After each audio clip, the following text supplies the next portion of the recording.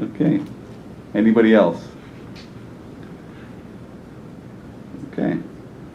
Now moving on. Bid openings. Krista.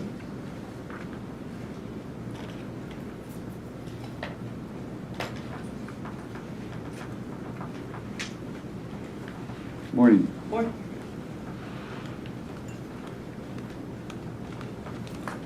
Just a quick note on the agenda. We did open RFPs for actuarial services. We had 8 of them. I don't really have anything to report yet on that, but I thought it should be noted that we did open those the same day. Thank you. Sure. For the Spring Garden Fish Habitat Design Project, we had 4 bidders. Glenn Hawbaker at $112,310. Smith Excavating and Construction LLC, $51,964. Aquatic Resource Restoration Company, $74,998. Watson Excavating Incorporated, $58,600. That's it for that project. And then for the Brown Farm Fish Habitat Project, we only had 1 bidder, which was Watson Excavating Incorporated at $67,600. Okay. Thank you. Mm-hmm.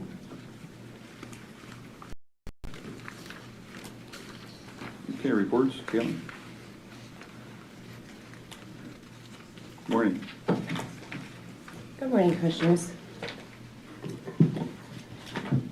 Presented for your ratification are invoices due through August 16th of 2023 to be paid on August 9th, 2023 in the amount of $4,666,001.34.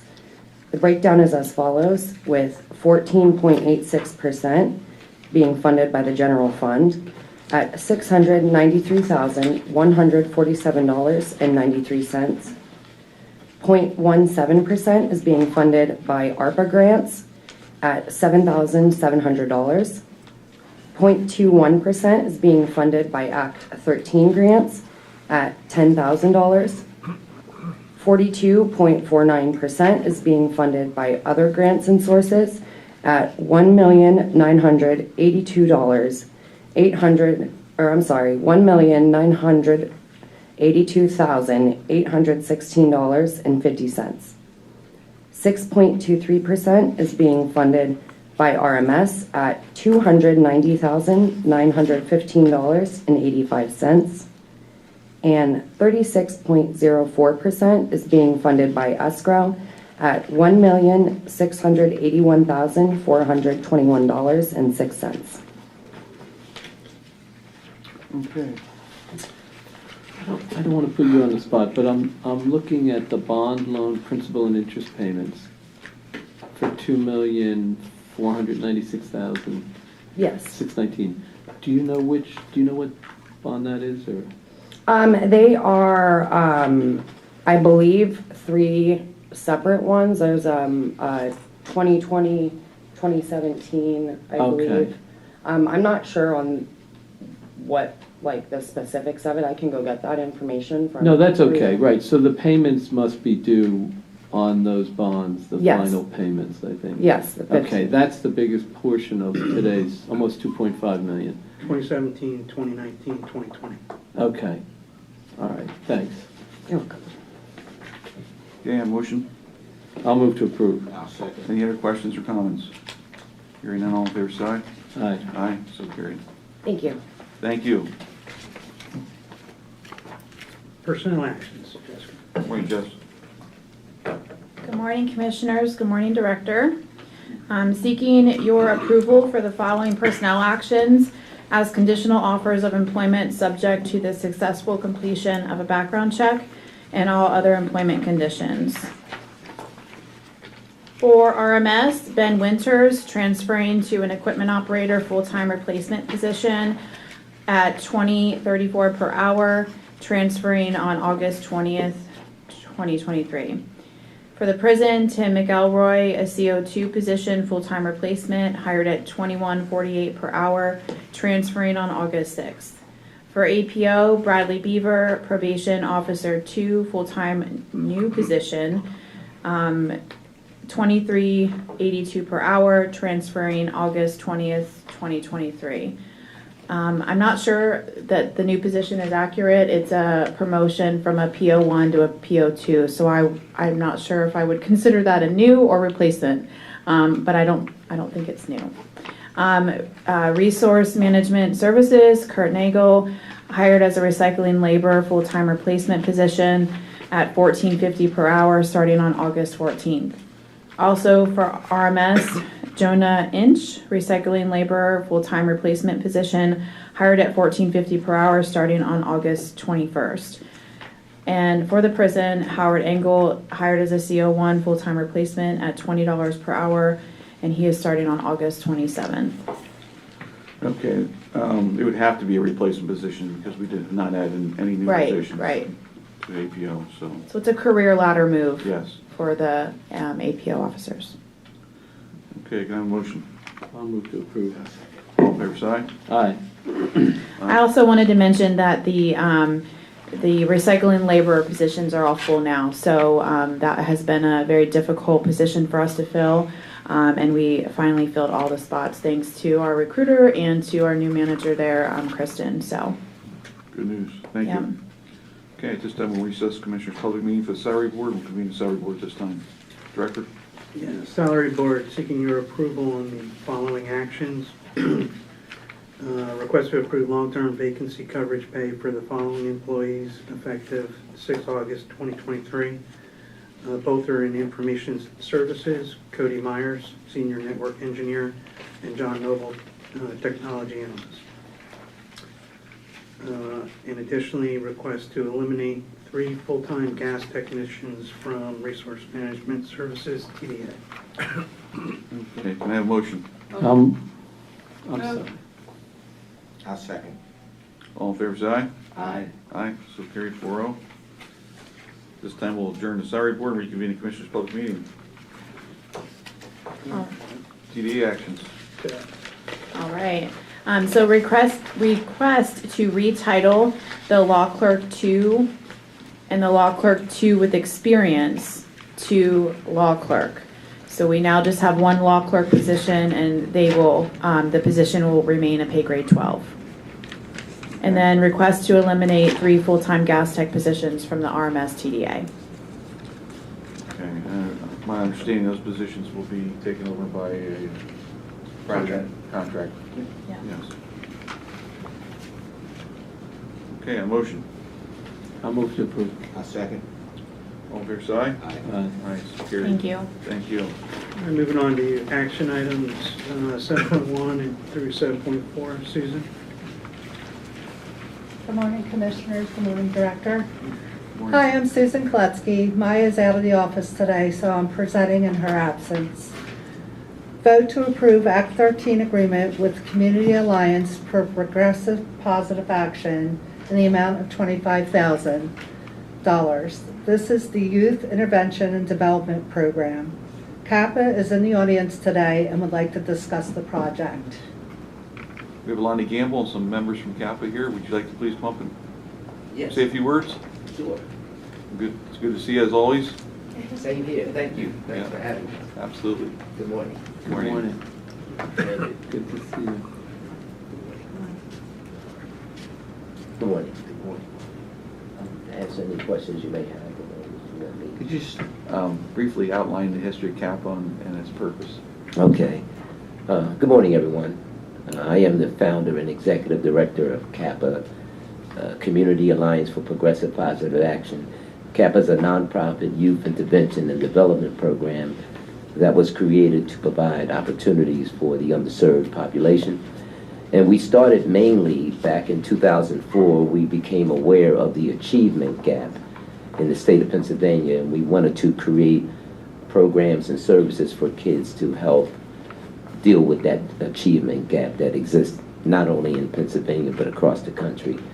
We've been around now as a nonprofit since 2004, and we suffered through the pandemic, but we're back now, and we're hopefully here to fill the gap that has been the damage that was left after the pandemic, and to help fill the need of the lack of services, because there's a need for after-school services, summer programs for kids. Just not enough opportunity for kids to, or parents, single parents, to have available to them.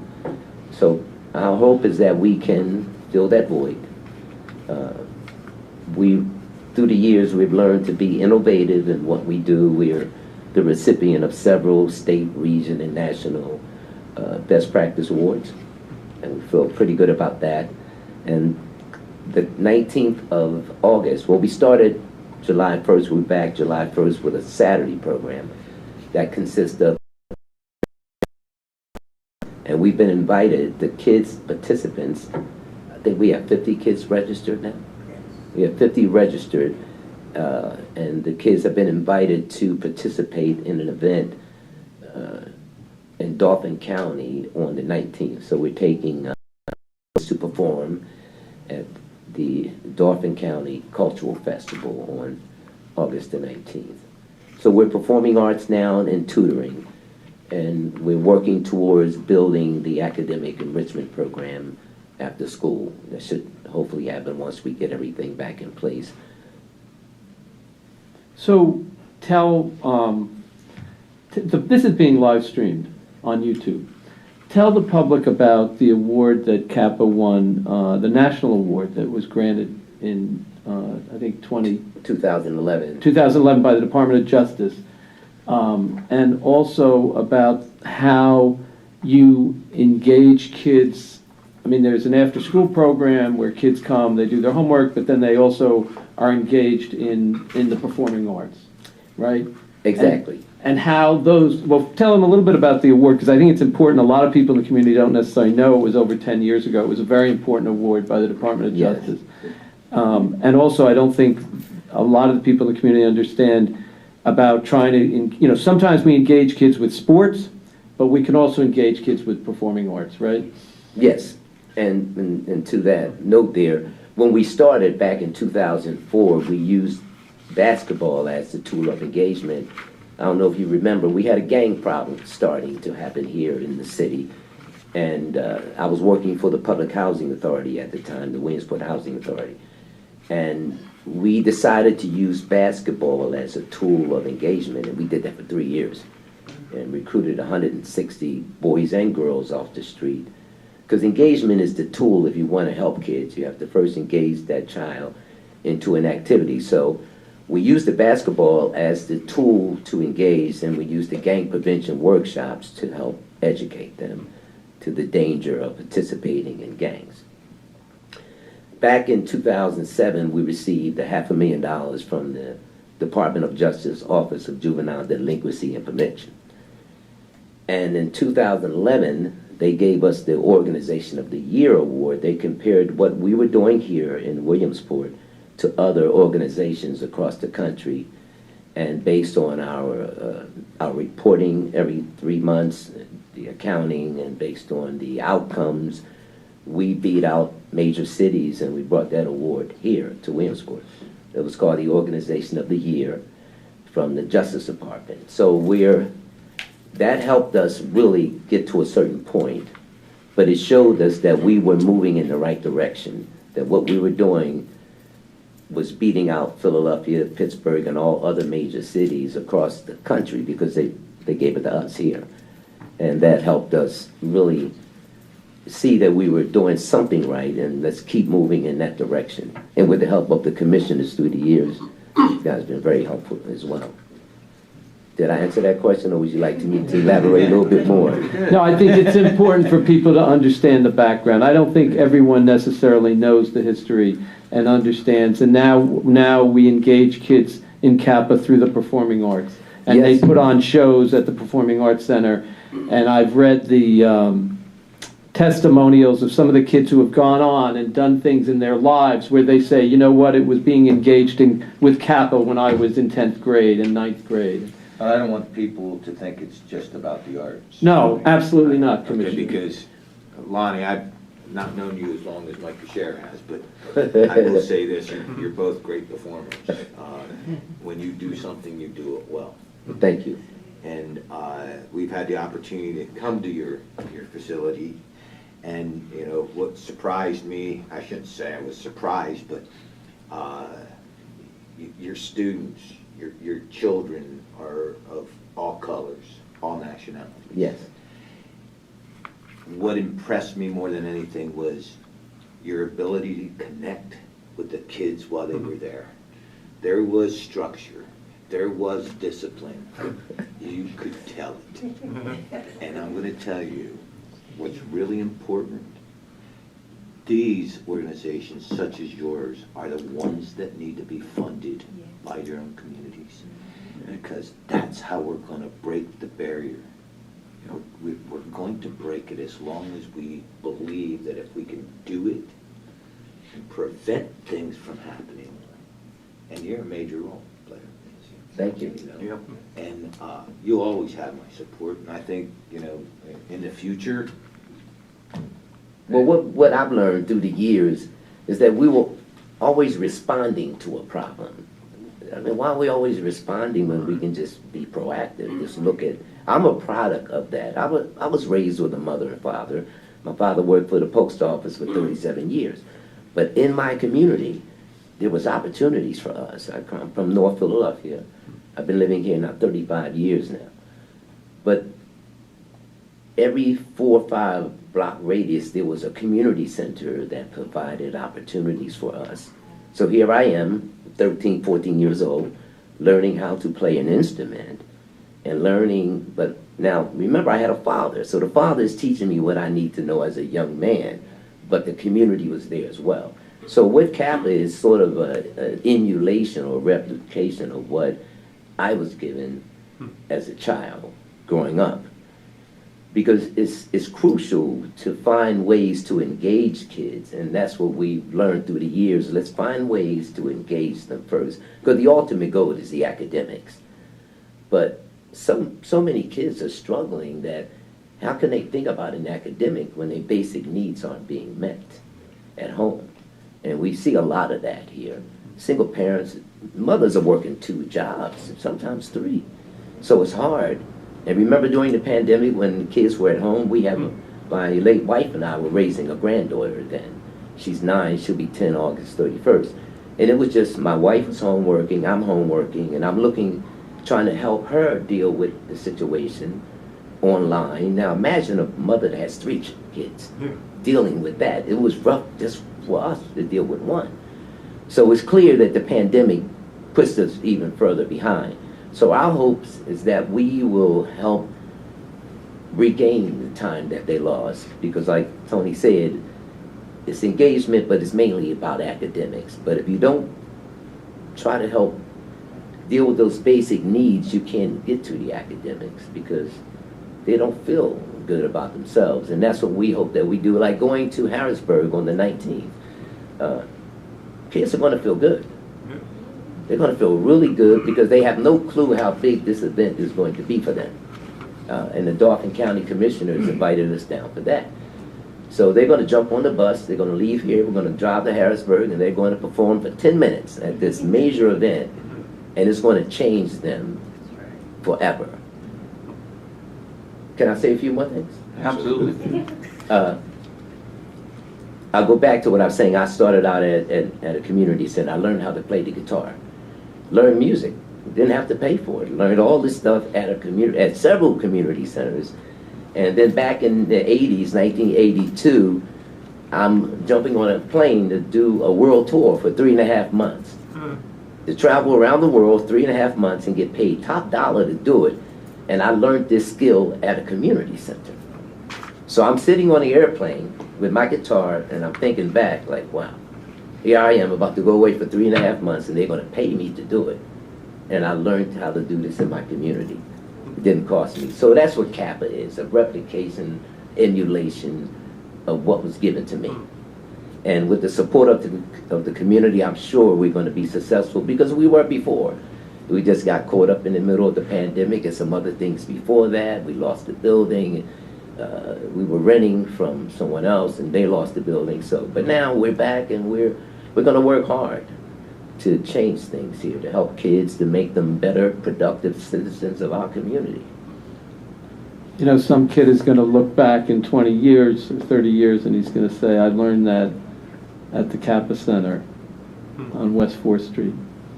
And that's a good thing.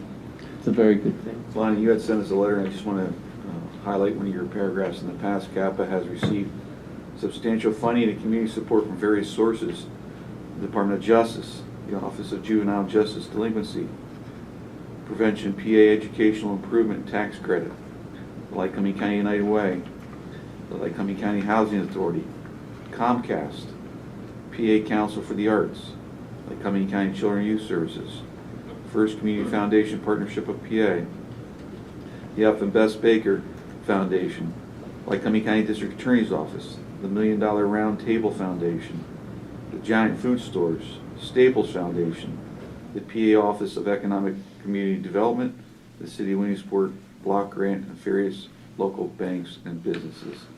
So, as you do your work, you can see the community, and highlighted in your letter, has seen the value of your work and how important this is to our community. It is a community intervention project. It's for the community, it's for our kids, it's for our future. It's for these kids that we get behind this and support. And I think people have recognized that, because that's how the name came about. CAPA, Community Alliance for Progressive Positive Action, is all of us together. But one of the things that I've noticed in our travels in other cities, they don't have what we have here. We truly have a real community here. Because I go to Philly, and people don't have what we have. They're not connected like we are here. And that's the beauty of being in a small community like this, because we tried to do that in Philly at one point, but we didn't have the relationship building that we have here. But before, I made a mistake. I didn't introduce, we have a board member, please allow me. Denise Gray is the vice president. Hi, Denise. Come on up. And Carolyn Perry is the executive assistant. And Hi, Carolyn. Come on up. So Yeah. the live stream Yes. video is on. They can see the faces behind the program. Hi. Hello. so that's one of the things that, We honor gentlemen too? yeah, this is Darryl Gray. He's saying about security. No, I'm only joking. He looks it. Darryl Gray is Denise's husband. He's a volunteer with CAPA. But that's one of the things that makes us so unique, because when you read that letter back to me, and you feel the connection that we have here, but not too many other communities have that. Because had it not been for the support that we've received through the years, we wouldn't have been able to achieve this. And that's how we ended up getting the award in 2011, because the community was so involved in what we were trying to do together, collectively, as a community. You know, you may want to think about creating an alumni. When I look at the photos of how many kids, literally hundreds and hundreds of kids have gone through CAPA, and you might want to think about doing an alumni organization so that those kids, or maybe you've already done it. We're doing it now. You're doing it now, We're okay. tracking them down, and thank God for Instagram and Facebook, Uh-huh. because we're finding them there. Yeah, and we can help together, the whole community, find a way to get those kids back, integrated, helping in the community. That's how we rebuild our communities, you know. Well, the sad thing about a lot of them that moved on, they graduated from college, they moved on to bigger cities, so they don't live here anymore. They moved away, and we understand that. But I think we can get a lot of them to come back. As I'm meeting them, they're doing little videos for us now, and showing what they're doing. Like one young lady, born and raised here, Alonda Twine, Rich Twine's daughter. Yeah. She's writing songs for major TV shows right now. And she started out with us when she was a teenager, and now she's writing songs for all the major TV shows. You know. So, you know, and that happens in every area, right? I mean, when you go to China, the kids leave the rural areas and they move to the bright lights of the city, and then they come back, right? Every culture, every society faces it. But the challenge and the thing that we can do here, like Tom Woodruff. Tom Woodruff grew up in Loyalsock. Some of you don't know him. He's an Academy Award winner. Highway is named after his family members up here, right? Academy Award winner, special effects, has done lots of films. Back here, living in the community. And so those kids, we stay in touch with them. We may be able to get them to come back. because sometimes they go off, they find the bright lights, and then they decide they want to raise a family, and they come back home. So I applaud you for doing that. I think it's really important. That's how we repopulate our county. When they have the memories of what they had as a youth coming back. Yes, and you need that. You need to show those success stories. Right. Because that's what they are. You need, and people here need to see them. So I'm sure we'll get them to come back. They'll be back on weekends. They'll be here on Saturdays. That's why the Saturday program is so important, because it gives kids an opportunity to develop. Because it's clear that the research shows that more time on task is it for kids. And they come for the arts, but they'll get tutoring in math, reading, language arts. They'll get all these things that they need, but having that other, that alumni person in the room with them helps to take it to the next level as well. We want to thank each one of you for your labor of love, and Lonnie, all of you, thank you for allowing us to be a small part of this organization. You're a major part of it. Yeah, You thank guys been with us for years. We Yeah, couldn't have thank done half the things we've done without your support. We're just grateful that you share the vision with us and understand that we have to start here. We have to do it like this. And that way we're not responding anymore. Absolutely. We appreciate it. Yeah, thank you. Thank you all. Thank you. Yeah, Tom, you have a question for him? Do you work close with the schools, and do they recommend kids to you that are really struggling? Is that? Oh, yes. something We come work very closely with the school district, and I put a call in yesterday to Brandon Pardo. He's the Director of Student Services. So I'm going to be meeting with the school district soon. And what we can do, we have a wonderful relationship with the school district. Yeah. We've had it from the very beginning. And we might even have to move the Saturday program to one of the locations like we did before, because it's growing at such a rapid rate. We were at Cochrane, at the Cochrane School for several years on the Saturday program, but we ended up with 150 kids. Wow. And we had a good relationship, and we're looking to reestablish that with City Bus to pick up the kids and drop them off there. But yes, the district is a major partner, and we have a form that when a parent signs a kid up, there's a record release form that all parents must fill out. And progress reports, report card, attendance, we get it all. So we know when a child comes into Kappa, we know where to start with that particular child. So the school district has always been a major partner with us, and we're looking forward to a week or so. Okay, thank you. Thank you. Thank you. Thank you. Thank you.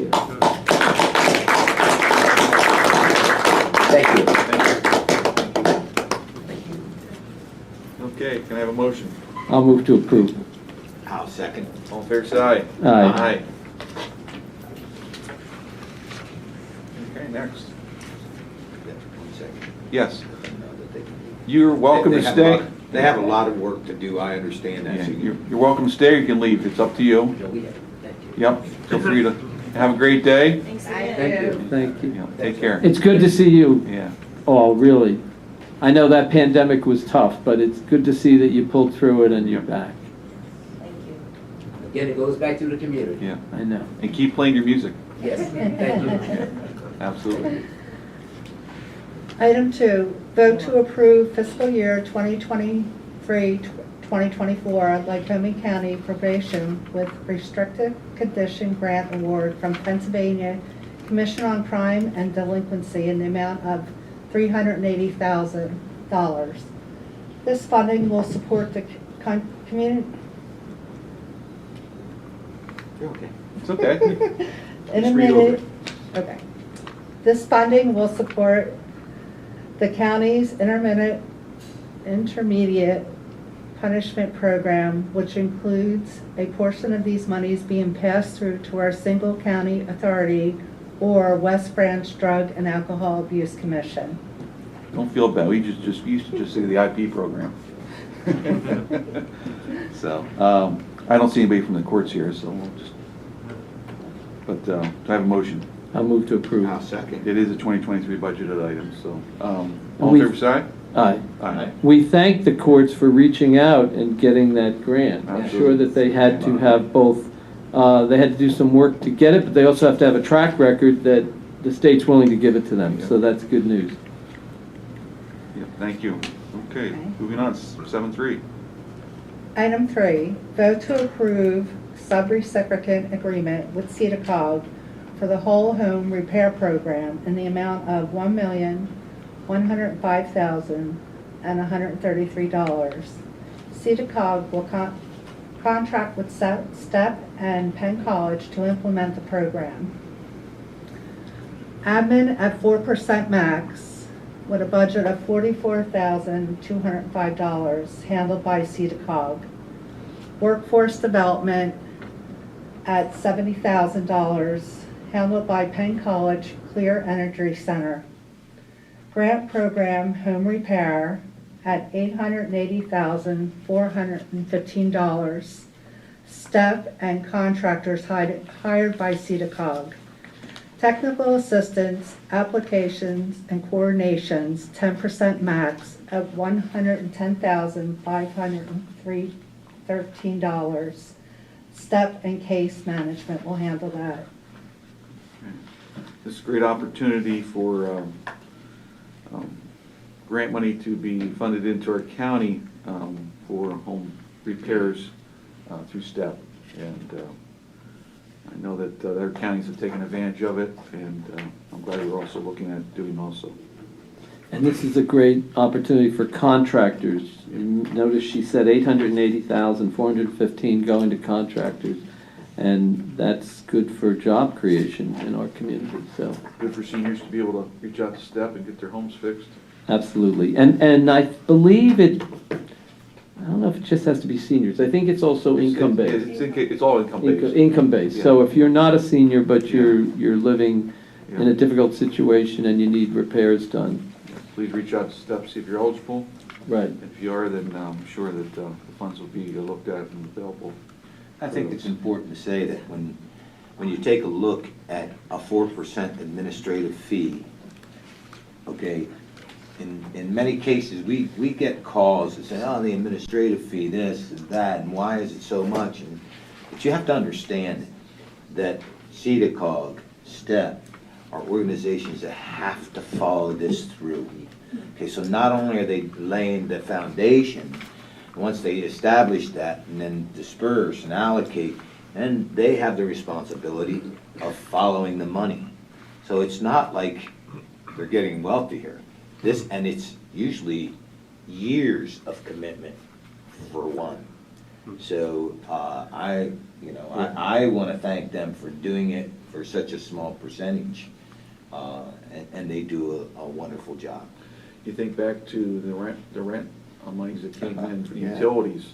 STEP had to hire extra personnel to disperse those $14 million Unbelievable. in 2 different allocations that have to be tracked. And every one of those dollars have to be accounted for through audits. And so it's a And it's a lot of work. we've never received a negative call on any one of those organizations. No, So do an outstanding job. we thank them. Yeah. Absolutely. I'll move to approve. Can I have a second? I'll second. All in favor, say aye. Aye. Aye, so carried. 7.4. Item 4, vote to approve professional and technical service agreement with CEDACOG for the whole home repair program in the amount of $80,000. This is to administer and implement the program on the county's behalf. CEDACOG has project experience and capacity to properly administrate the program, which includes numerous regulations and requirements. Okay, can I have a motion? I'll move to approve. I'll second that. Any comments or questions? Yeah, we were at a CCAP conference, and I'm trying to look at some of the photos here. But through the investment of the ARPA funds, you're going to see more money being allocated to the home repair program. I believe you're sitting in the same meeting I was, I'm pretty sure. And it's a significant amount of money coming. So Pennsylvania received X amount of millions, and it will be, did he say it was going to be competitive or not? I think it is. I think it is. Okay. So, but either way, especially for the, Pennsylvania, I believe now has the oldest population in the nation as far as our ratio of senior citizens. And they're struggling as well. So we can argue about programs, but this will help the most needy. So I think it's important for the public to understand that when we keep seniors in their home, we save the overall cost of people aging. To go into a nursing home when you don't need a nursing home, not only is it sort of a lack of dignity and takes control away from seniors, it costs a huge amount of money. You can pay, $7,000 a month for a nursing home. When we keep seniors in their home, when we make their homes accessible, maybe we put in a first floor bathroom, or we do things that allow them to stay in the home, society literally saves billions of dollars, and people have a better quality of life, and I dare say they probably live longer. So hopefully we can get them, it's called aging in place, right? Get them to be able to age in their homes.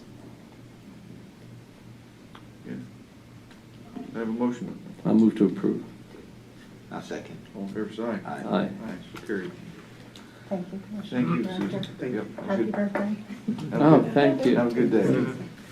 7.5 and 7.6, Leslie. Good morning, Commissioners. Good morning, Matt. First on the agenda is the addendum to approve T-Mobile.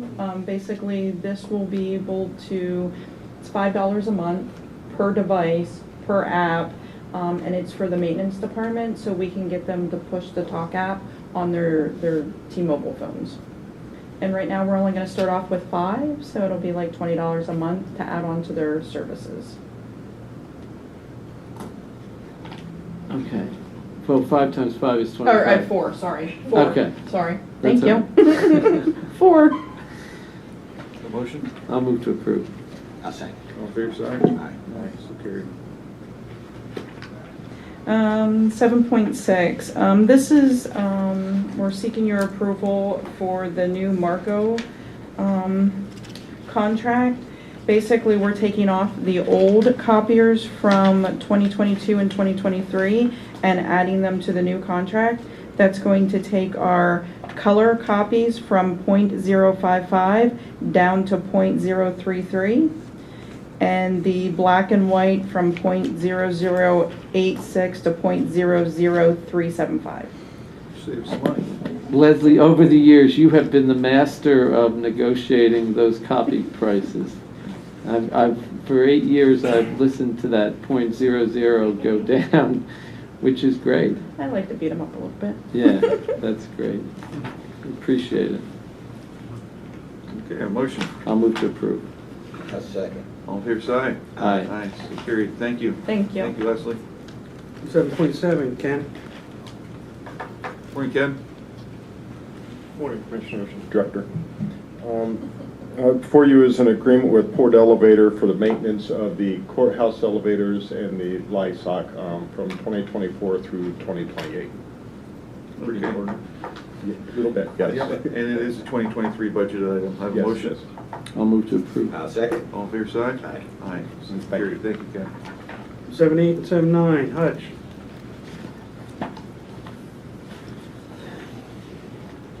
You there, Hutch?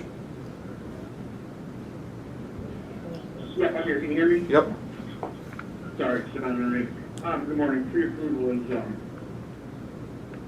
purchase of a F-250 pickup in the amount of $59,005. This is not a budget item. However, it was worked through the North Central Task Force. It will be 100% reimbursed by the task force. We just need to make the purchase first. You said it was a 250? F-250? 350. I think 350. I'm sorry. I missed Yeah. it on the paper in front of me. Yeah, right. It's the agenda says 350, so that's what I, okay. Yeah. But it will, the vehicle itself will be 100% funded by task force. We just need to make the purchase. That's a new vehicle. It is. That's a great price. That's a great price for an F-350. Well, I mean, they purchased it through the CoStarz program. Right. It will be, it's actually a prime mover to haul our trailers as well as, we'll have a cab and an extended bed so we can load hazardous materials to put in the back of it. It does expand our capabilities because right now we do not have a vehicle big enough to pull some of these trailers that we used to rely on outside agencies for. Hutch, tell the public what the North Central Task Force does and what the SARA fees are. The North Central Task Force it was initially called the North Central Joint Terrorism Task Force. However, they removed the name terrorism. It's more an all hazards task force made of the 10-county region. And basically just covers, it's a county consortium to cover response to larger incidents. It's broken out into subcommittees of fire rescue hazmat, there's communications. They fund things like the incident command unit, the mobile command unit. There's a law enforcement committee that does a lot of work for our SRT team, both in our county and Columbia Montour. And that's their main focus. And of course, a good number of trainings as well. They are funded through PEMA. They are the pass-through. They are funded by the federal government, the Pennsylvania Emergency Management Agency, and they become our pass-through for funding. Okay, thank you, Hutch. Have a motion. I'll move to approve. I'll second. All in favor, say Aye. aye. Aye, so carried. All right, thank you. I will be coming back with another meeting for a small cost of the upfitting. And once again, they're going to cover $15,000. I do not have that price yet, but I'll be bringing that back to you here in an additional meeting.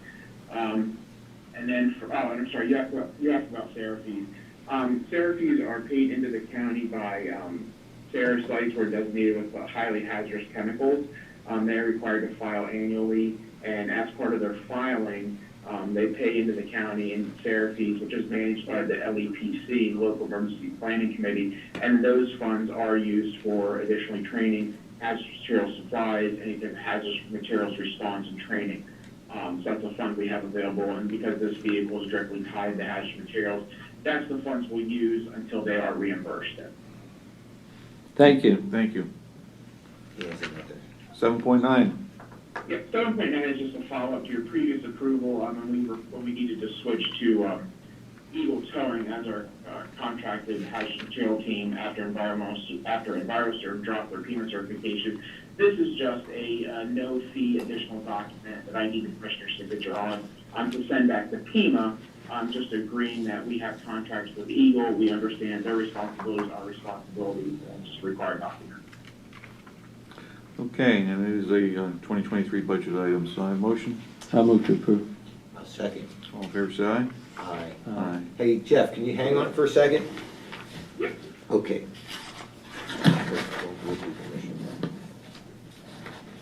All right, Commissioner comment? Jeff, yesterday in a breakout session, we were told that our legislators voted against putting a 30-cent fee on the cell phone for 911. Are you aware of what the request was for that and what you were going to use the money for? Yeah, so the current fee is $1.65, and they had requested up to, I believe it was $2.03. The change is going to, it was actually broke out for 911 and 988. There was a 5% of that was supposed to be broke out for suicide prevention. The 911 funds were just an increase because as the cost of everything goes up, the aging infrastructure, and to maintain our 911 system. As you know, PEMA collects that money from all the phone providers, and then it does get reimbursed to our 911 center for a good majority, not quite 100% of their operations, for staffing, training, almost everything except they collect it on the phone side, so they do not pay for capital radio. They do cover capital call handling equipment, but not radio equipment.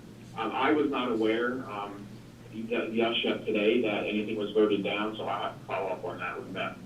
Yeah, Commissioner, I think it's not that they voted it down, but that it hasn't been passed in the fiscal code yet. Right. And that's what you were thinking is that Well, they were asking us to lobby our one legislator. Right, to ask our legislators or to ask the public to contact your legislators and say, listen, I don't object to paying 30 cents more on my cell phone bill so that I'm sure that I have 911 service in the county. And the reality is that you have to pay to have the service. You can't have a 911 service if you don't have people on duty 24/7.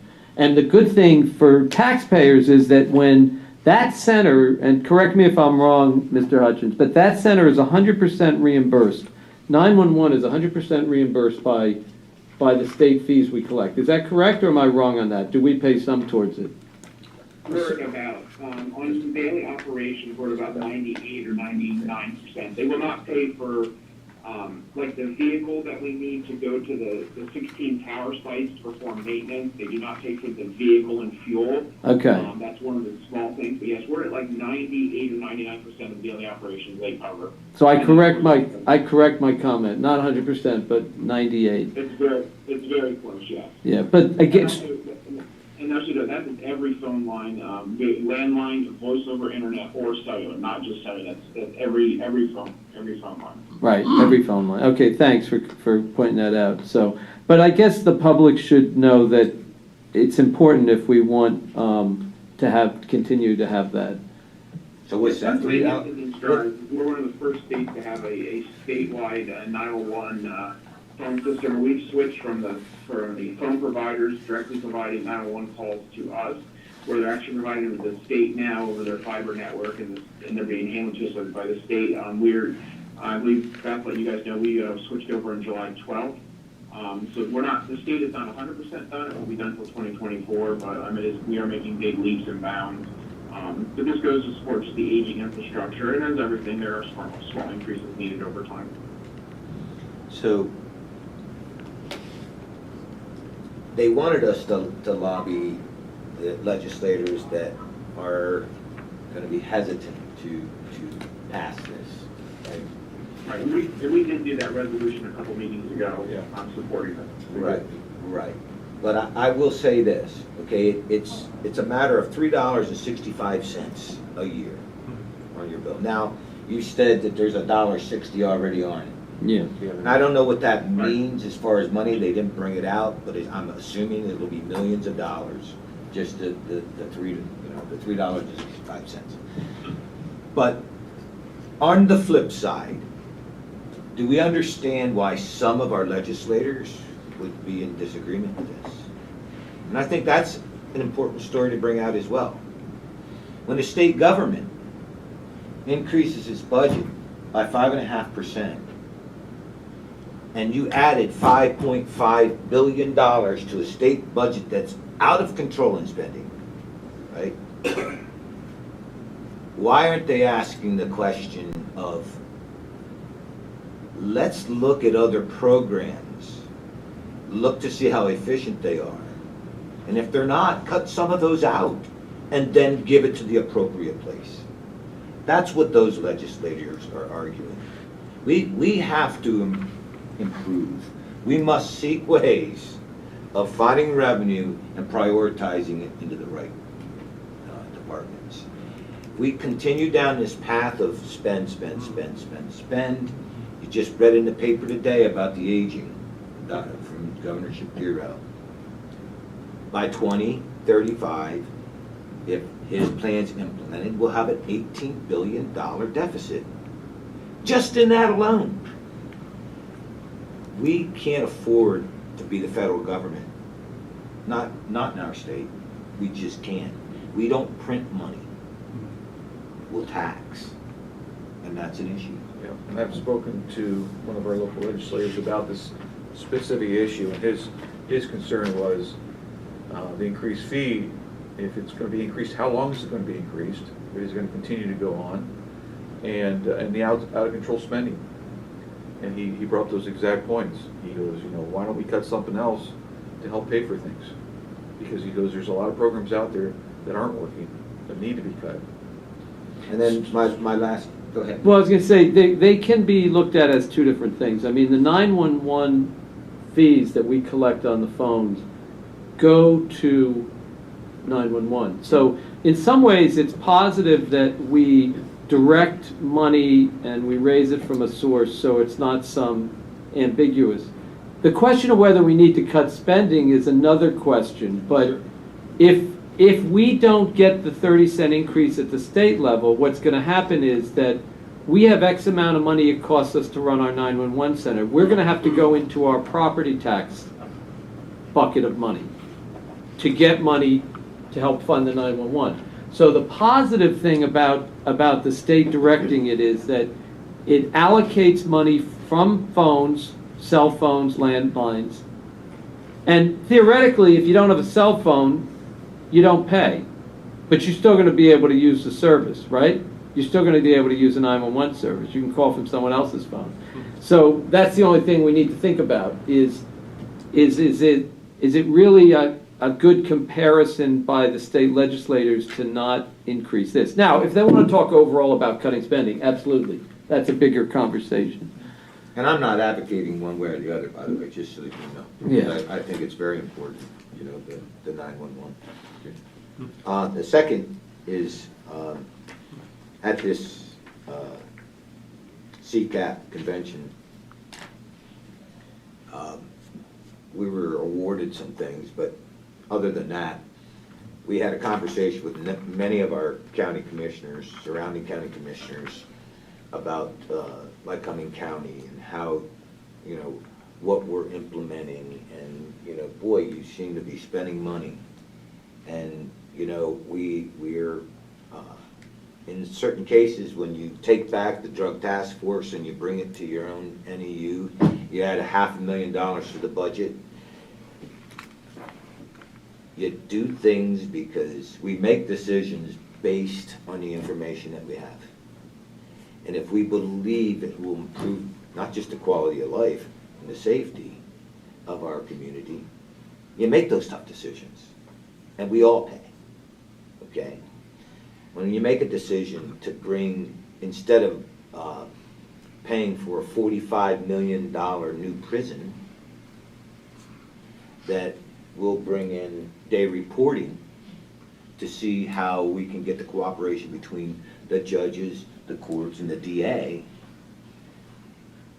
and get people help, and you add an extra million or so, you make those tough decisions. You have to. You have to be willing to do that.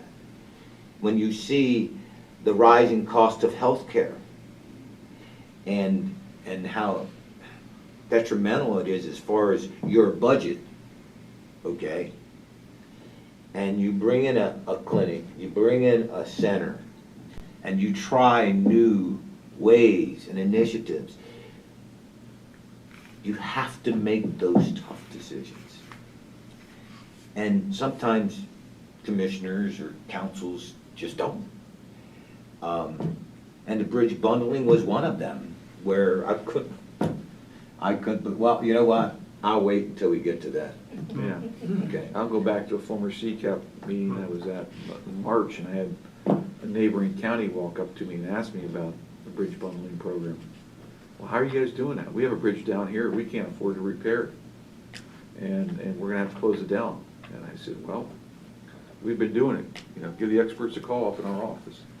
You can't believe how many bridges are being closed down because nobody's taking. Well, so what was interesting is that, well, a couple comments. First of all, you raised some interesting points about the NEU and the Attorney General's task force and about the day reporting and so forth. So one of the things that's important for new boards of commissioners to do is to review what has been done, not with an eye to saying, oh, that's terrible, they were wrong, blah, blah, blah, but to understand that over time, conditions change. And quite frankly, you have to have those conversations. There's going to be a new district attorney, right? And you need to have those conversations with all the players. And who knows, maybe we need to look at whether there's also different attorney generals than there were when you were faced with making that decision. So it's something that the new board may want to look at. Would it be more effective? Is there more regional drug activity going on where if we if we were, and I'm not saying they're not part of it, and I don't want to get into all the details, but I guess my point is that's what new boards of commissioners do. That's why we reinvigorate, so that we look at them with different eyes and see whether that we're still getting our money's worth and so forth. And even the whole, obviously the issue of a new prison, I don't think that's one that we need to revisit at this point. But Not at $70 million, yeah, that's about which is what we were told about 2 years ago. Yeah, but anyway, I'm glad you brought that up, because I think it's interesting to look at that. Yeah, on the bridge, what was interesting was that there were a lot of commissioners who had not. Oh, I'm sorry. I just wanted to bring something up, because you brought up a good point. I think it's easy to observe that we might be spending money, or it looks that way. But we brought in a health center, right? And so we spent $1.3 million building it, and it's roughly $2 million a year to operate. But we wouldn't have done that if we hadn't have utilized the savings that we did after several years of being self-funded, and that process proving itself. Yeah. So it's not like we're spending new money. This is money that's already been budgeted. Right, we're trying to invest money properly. We have it going in the right Yeah. direction. We budgeted 12 million for next year. Right, Or last year we were budgeting 13, so. we actually have been able to reduce the budget. We'll Yeah. reduce the money We- we're budgeting. We talked about that at the conference also a little bit, just individually, and people were excited to hear it, because they feel almost like they're out of control with healthcare costs. They just get every year an increase, which is what we were getting. The broker would come and say, okay, it's going up this much, it's going up that much. But on the bridges, it was interesting how many commissioners had not enacted the Act 89 $5 fee because of pushback from constituents who didn't want to pay $5, right, on their registration. But when they saw that we had been able to fix 17 bridges, plus we got the bonus bridges, which we didn't mention yesterday. We got 2 bonus. One we got from the state for stepping up with the program. And Mr. Morawski, you're here. You should come and talk. And you're here, Austin. You guys come up. I didn't see you there, Mr. Chairman. Let's. And we did mention you yesterday, Mr. Morawski. Would you like this? Everybody's well in They got here. one. What's that? Everybody's well in here. Yeah. Start, Mark? Come up there, Mark. The two. You have Austin, but stand next Mark, to go him. ahead, 'cause- Stand Yeah, next go to ahead. him. Tell us about this. You are the mentor Yeah, that. so the county submitted, in partnership with Bassett Engineering, our engineer for this program, we went to them on a very short turnaround time to submit this award. We initially were gonna wait until the entire program was done, but we ended up going on like a week's notice and asked them, can we turn this around? So Mark and I and Britt Bassett and their. Austin, excuse me for 1 second. Could yeah. you put the microphone up a little bit? Sorry, yep. Just lean it up and then speak into that. Yeah, Why sorry. did you do Thank that? you. Why did you put it in? Yeah, so, I mean, we've been working so hard on this program over the past few years, but last year was really the biggest, leap that we did. We did 10 bridges last summer, and when we were up on stage, the president of I didn't catch his name, I think it was, he was from Venango County, Abramovich, I think. Yeah, that's Chip. Chip. Chip Abramovich. He asked, how many bridges have we done? And I said, we're doing 3 this year. And he's like, well, that's a lot. We did 10 last year. He just couldn't believe it. I had said to him that this was not an optimal time to be doing, 17 bridges. I mean, we were able to, keep on task. We were on time, everything like that. But, this was one of those awards that we felt we should strike while the iron was hot. Of course, we have 2 outgoing commissioners, so we wanted to make sure that, we have, your guys' efforts, because this was not an easy decision, and former Commissioner McKernan, when you guys voted to enact the $5 fee, I was still relatively new at the county, and I knew that you guys had gotten quite a bit of pushback.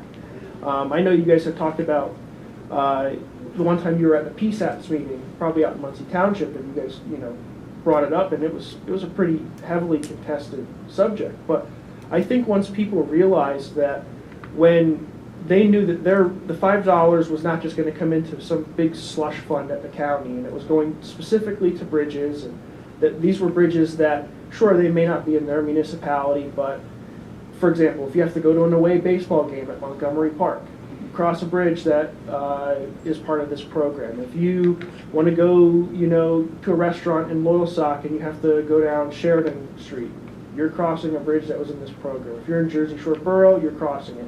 Or if you're out, you have a hunting cabin out in the DCR, out in the Gap Roads in Washington Township, you're crossing a bridge that's in our program. So we were very. Let me interrupt you. Yeah. So often, school buses are going across these bridges. Right. Yeah. We I don't know the exact number. If I had to guesstimate, it would probably be about 50% of these bridges were school bus routes, and these bridges were in very poor shape and needed to be replaced. So that's another huge factor that people don't realize is that, I don't drive it every day, but my kid's school bus route goes over top of it. So we were able to submit this award. We had, put in for it, and thankfully we were able to receive it.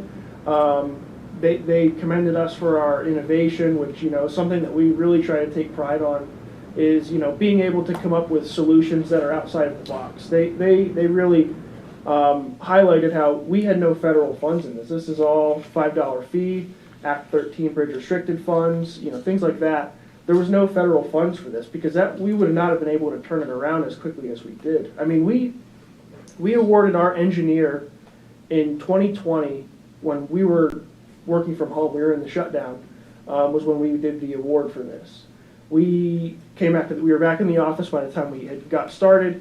And then in 2021, we didn't award our first construction contract until June of that. I mean, rarely do you see construction contracts awarded that deep into the cycle and still turn bridges around. And we did 4 bridges last summer.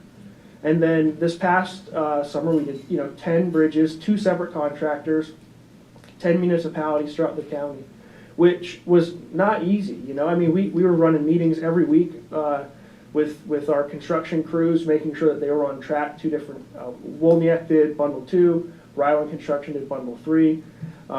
Fortunately, they couldn't make it out to the CCAP conference, but we were sure to include them in our presentation. This year, we have Kevin Raker doing the remaining 3 bridges. We were able to go out to the Fairfield one. That will be done very soon. The end of this month, we were going to coordinate with you guys' office. There's a beam set in Lewis Township for a large bridge up there. And then towards the end of the year, we're going to work towards the Washington Township bridge. So all told, I mean, this has been a huge undertaking from this board, the prior board, Mark, and the every transportation planner that's come before me and him. We have Scott and Sal, Maya from her department has been so huge in helping us get these contracts moved through, these RFPs out, and Heather Lehman from our office making sure that when we get pay apps and stuff like that, our contractors being paid and things like that. There's been so many staff throughout the county, not just the transportation department, that's been integral to this program being the success that it's been. So while the county's got it and our transportation team got to go out and accept the award, it certainly is a huge award for the county staff as a whole. Mark, you kind of thought it up, so He's the daydreamer. That's what he said. They pay me to daydream. You're the guru of transportation. Yes. Just a couple things I want to stress. Number one,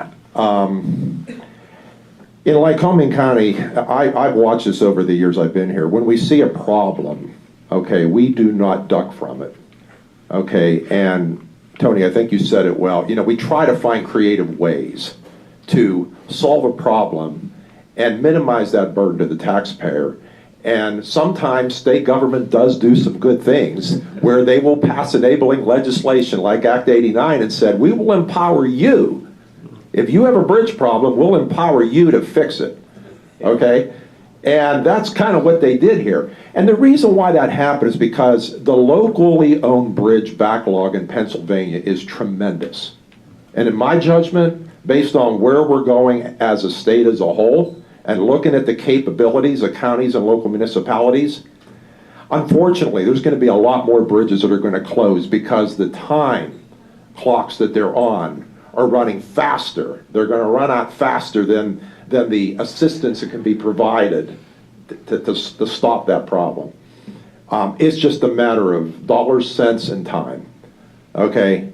And we had to find a way to get ahead of our own curve, because we had our own problem here in Lycoming County. We had, when these bridges were inspected, we had about, of the small bridges, we had about 50% of them that were in poor condition, okay? So we're just never going to get ahead of that if we keep doing them one at a time.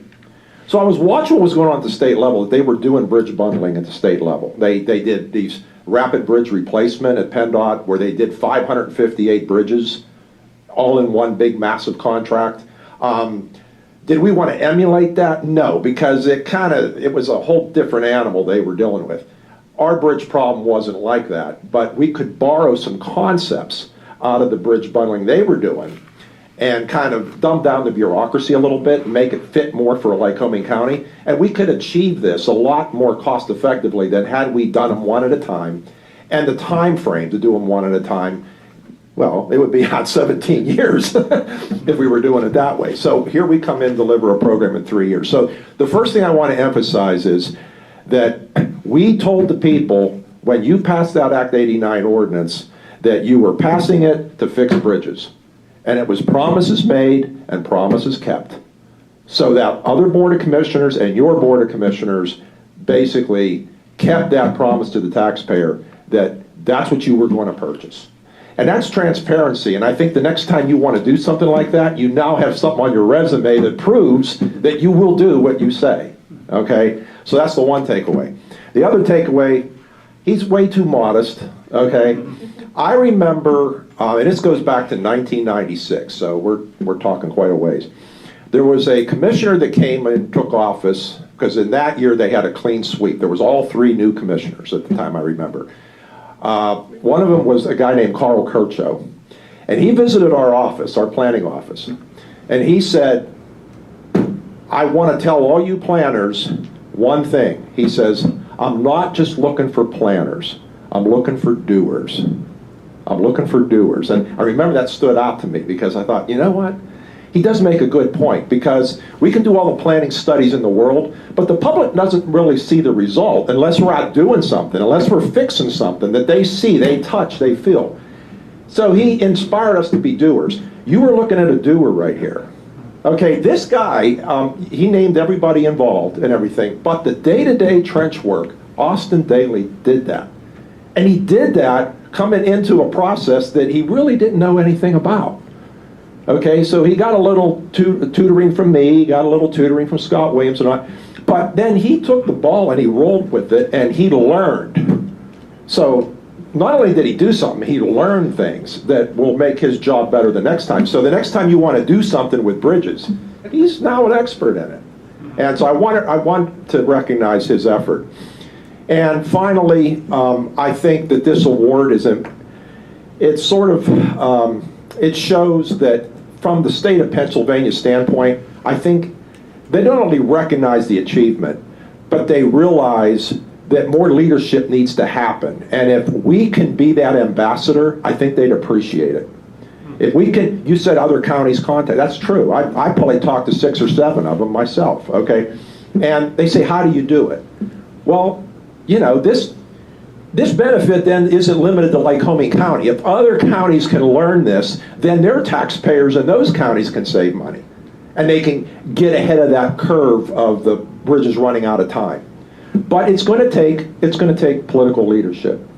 You all demonstrated that. Other boards of commissioners in the state will have to do that. They'll have to grapple with it. And we're unique in the sense that nobody, and this was written in the application, nobody, no other county in Pennsylvania has basically done a bundling program where you fix bridges that you don't own, that the local municipalities own.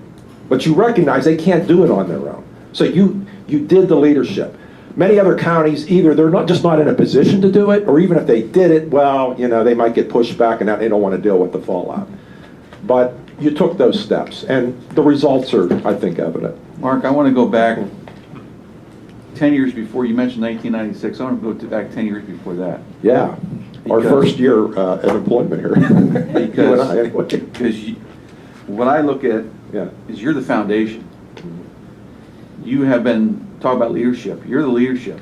None of this would even come to fruition if it wouldn't have been your expertise, your knowledge, your connections in Harrisburg over the years, your relationships, your mentoring the young planners like Austin become who he is, the knowledge that you're passing down, and what you've given to Lycoming County. We have been so blessed to have you in this county, and none of this would have, I think, it would even come about if it wouldn't have been your vision, your leadership, and then you working with the team.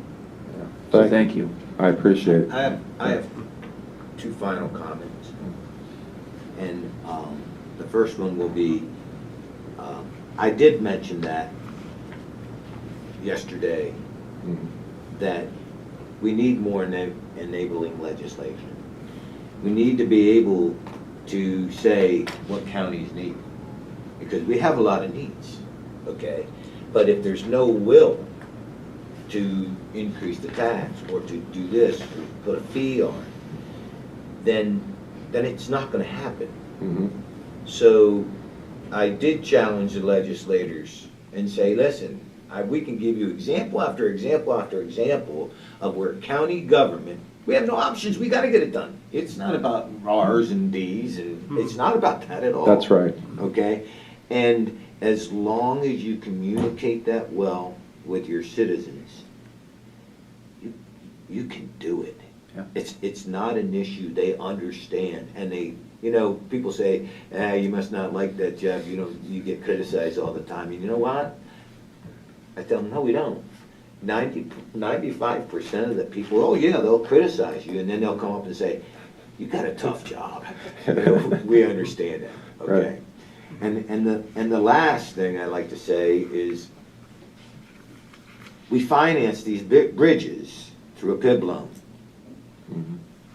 And we knew how we were going to do it. And so we borrowed the $7 million, and we knew that the fees would pay for the debt service. Now here's the next dilemma for the next Board of Commissioners. How do you continue to work? Okay, because now that you're 17, well, it'll be 19 bridges by the time it's over. It's passed. Now what do? Who's going to be strong enough? Who's going to sit there and say, what's the next step to protect our roads, our bridges? That's the next challenge we have, because we certainly have a lot more needs now. And if you heard the commissioners when they said we rescinded it because of the and then you heard them say we're closing bridges, right? You say, what? Yeah. Right? What do you do? And the one person said, well, we must not have communicated it properly. And that's not only on the bridges, it was also on the center. So, be bold regardless, and have faith in your staff, because you're right. You guys are doers. You guys and gals.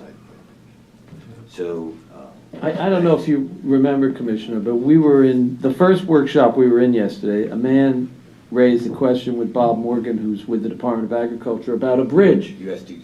Yeah, about a bridge that needs to be repaired.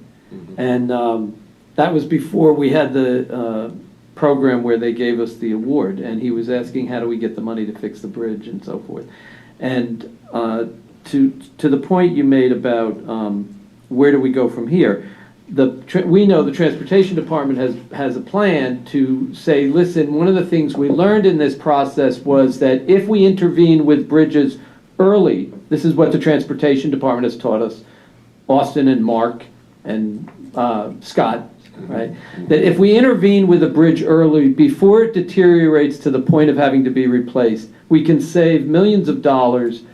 And that's where the Board of Commissioners coming in has to say, okay, we're going to find a way to commit. Because maintenance on those bridges, and working with the local municipalities. That's the program that Scott and Austin have proposed to us, and it'll be the next board. Maybe it'll be us. Who knows? Maybe we'll. I just want to say something also about what some Commissioner Metzger's comments about Mr. Morawski. This is to all the employees in the county. There are 500, 550 full-time, 530 full-time, plus the part-timers. You guys all are the boots on the ground people who see day to day the memos coming in from the state we are just elected engines of change, right? But you bring us the ideas, and that means think about the potential, the human capital potential in the county with 500 people looking at problems. And so what I'm saying is, don't be afraid to bring to the commissioners ideas. I never forget sitting in the room upstairs when Mark sat down with us and said, listen, there's this program we can do. It means you guys are going to have to enact $5, right? You would think that we were asking people. And I don't play down, I don't take for granted what people pay in taxes. Believe me, I understand it. I also understand that you can't live in a world without fixing things. If you don't fix your roof at home, it's going to leak, right? Well, if you don't fix your bridge, it's going to collapse and some school bus is going to go and everyone's going to say afterwards, geez, why didn't they fix the bridge? Yeah, prosecute them. Right. Why didn't they fix the bridge? So I think it's important for the employees to understand how important their role is. Mark didn't have to bring this to us. Mark could have just come in, stamped the clock, moved on, checked off another year. But that's not who Mark is, and that's not who I believe all the employees in this county have the capacity to come with ideas. I believe all 500, 600 of them have the insight and the understanding. And when they come to us, if we don't listen, come back again and hit us over the head so that we do listen, because that's the leadership. That's the leadership, when Mark took that leadership to come to us. And I think it's obvious that, on your next resume, you just put him down as a reference. Well, no, I mean, it's really true, because listen, organizations thrive when people thrive. Yes. Organizations thrive when people thrive. And so to the extent that each employee in this county understands that they are really, really important, and their ideas are important, that's how we really develop an incredible community, and I thank you, Mark, and we recognized you yesterday. You weren't there, but we said quite clearly that Mark Morawski, I said a 30-year veteran. Austin corrected me and told me it was 33. 33-year veteran. He said it, and I forgot all about it. And by the way, future infrastructure projects, we need to make sure our infrastructure is in good shape. Well, that's what we pledged our ARPA monies to be, is generational. Right. And these are monies that have been committed, the promise was kept, and they're generations. These bridges are generations. Yeah. And there are 12 other places that $5 fee. I think it's a list of 13 places, isn't it? How many uses? It's bigger than that, Mark. You mean how many counties have done it? Or No. what? Act 89 allows, in addition to bridges, Act 89 allows for that $5 fee to be used in many, many other places. Putting a traffic Roads, light. Yeah, traffic lights. But yes. where there's no traffic light and there's a danger and you're not. Yeah, basically anything you can use your liquid fuels money on that's eligible, you can do with that. Right. So my point is, future boards of commissioners, rather than saying, okay, we fix those bridges, we're going to rescind the fee, look for ways to fix the infrastructure in the county. Look for ways to take the $5 fee and use it, as an income stream. I mean, it'll be booked up for now for a number of years. But I think that's important too. Yep. Any other commissioner comments? Thank you, gentlemen. And thank you for the kind comments. And wait till you hear my next idea. Yeah. Yeah, let's get a picture here. Picture of you guys with this. Yeah. And then, Thank you. Seriously. Austin, all your efforts. Thank you. That's great. Great mentor. Learn all you can. This guy before he died. Before he died. Transportation. He's 60 now. Before he died. Seriously. 60. Good job. Give him a slide.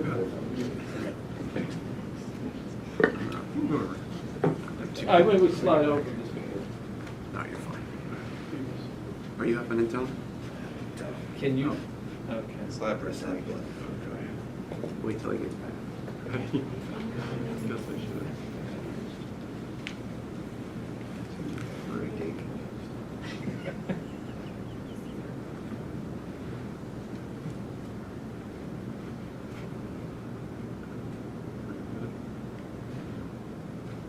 Congratulations.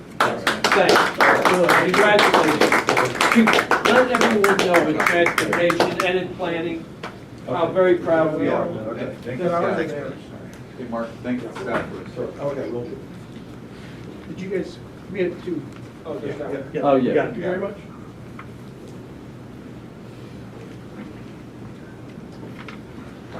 Okay, Commissioner comments. I just want to again acknowledge Commissioner Marabito on his birthday. Happy birthday to you. Thank you.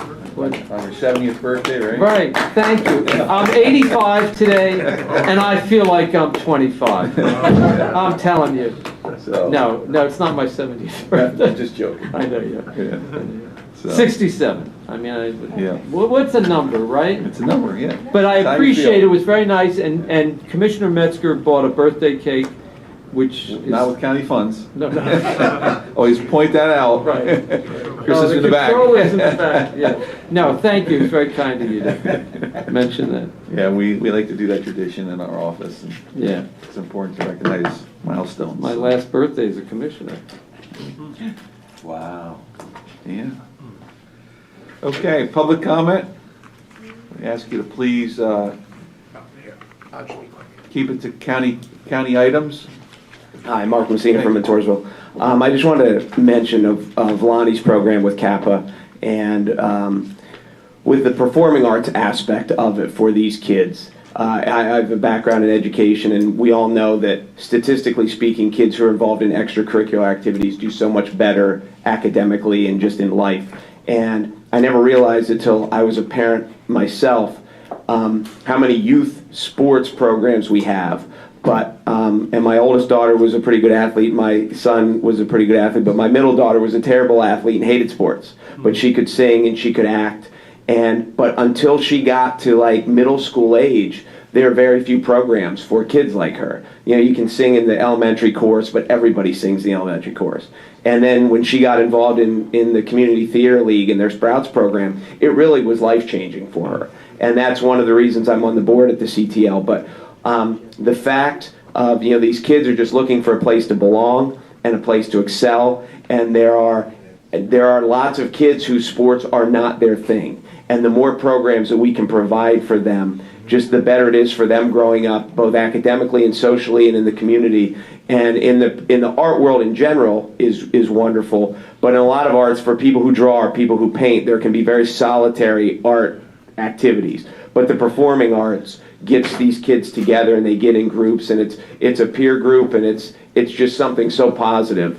And as a community, we need to work hard to find these things, because sports are easy. You can put kids in t-ball at 4 and at soccer at 4, and it's easy to find people to run sports programs. But these Odyssey of the Mind things and all these other things for the non-athletes are so important for our community, and that's one of the reasons that Lonnie's program is so important. Okay, thank you.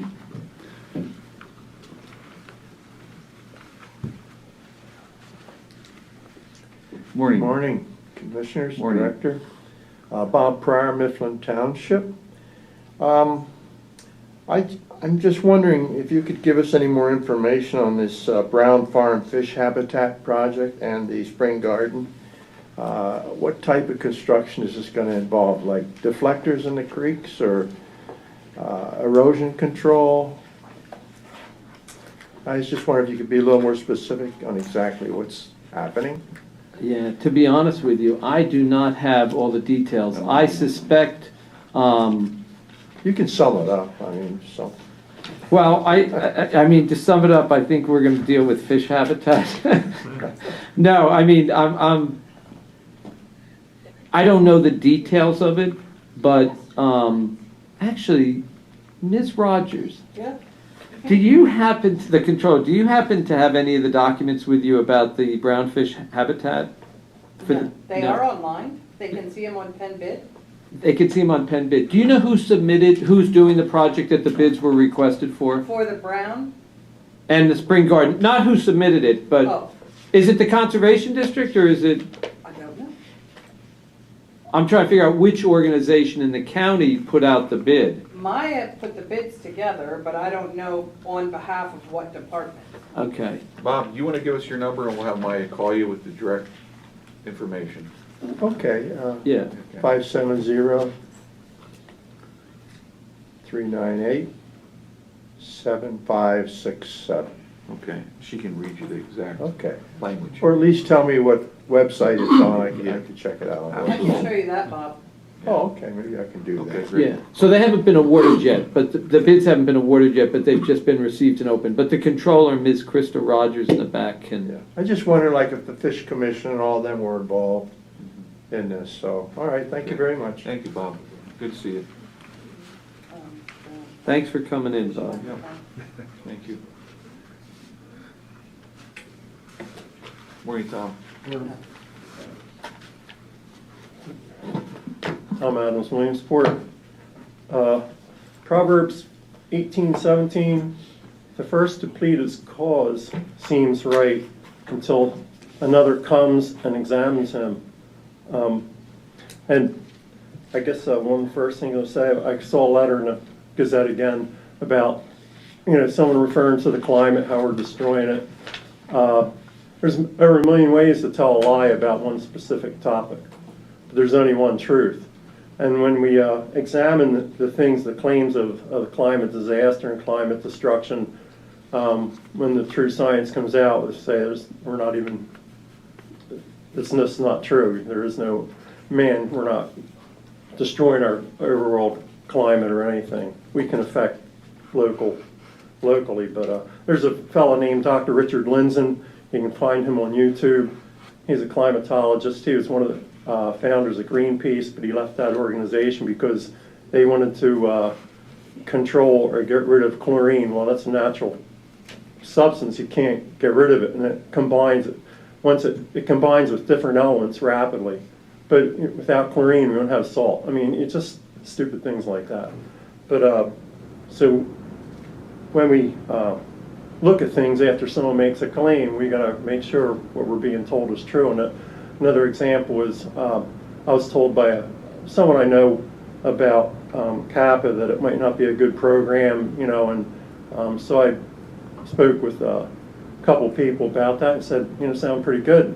And then the story was in the paper, and then seeing Mr. Campbell here today, it just seems like a really great program, and it's really exciting because Mark was saying, I was an athlete, I didn't have problems, I could keep busy, but I think of that, kids that weren't athletic struggle a little bit more, trying to find those things. I mean, came from a pretty good school district, a big band program and stuff, and a lot of things, but schools can't do everything, so this is a great support, especially for the kids that are struggling. It's really exciting. Also, with that, we see the love from the area, and he was making the comparison with Philadelphia or some of the bigger cities. When we lose that community, you can still have great community within your big cities and sections, but we have to keep that, and that's what we have to fight against.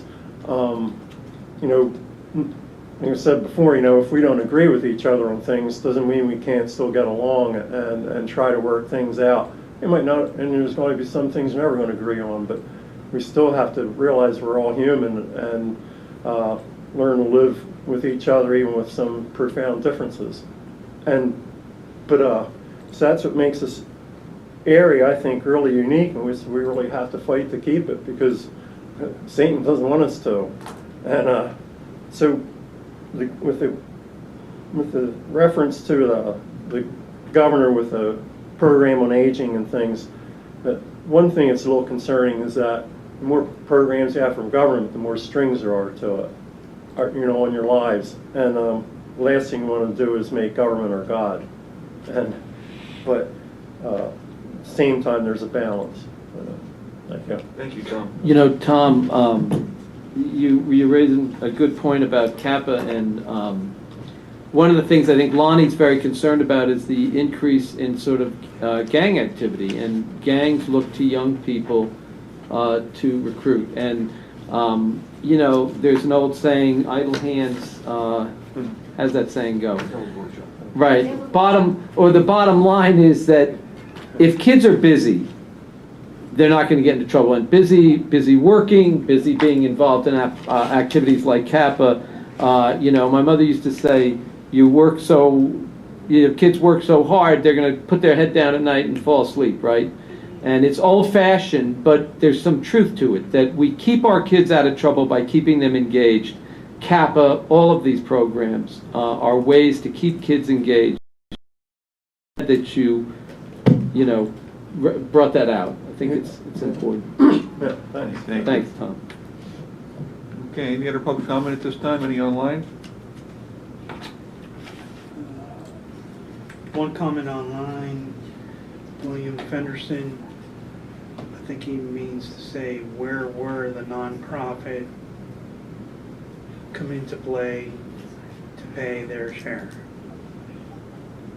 Okay, thank you.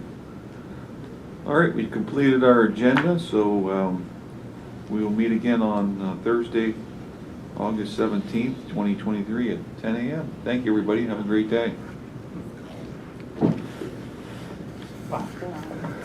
Bye. My son was asleep when I left this morning. Sorry, I thought you texted me. Somebody else. Good morning. Good morning. How are you? I don't have a login for it. Thank you. But what I can find is it's a, What are we doing up there? you're putting out bids for. Oh, Ag Progress Day. Cool, we To would give have a gone, price but we on were what tied they up in would there. charge. know.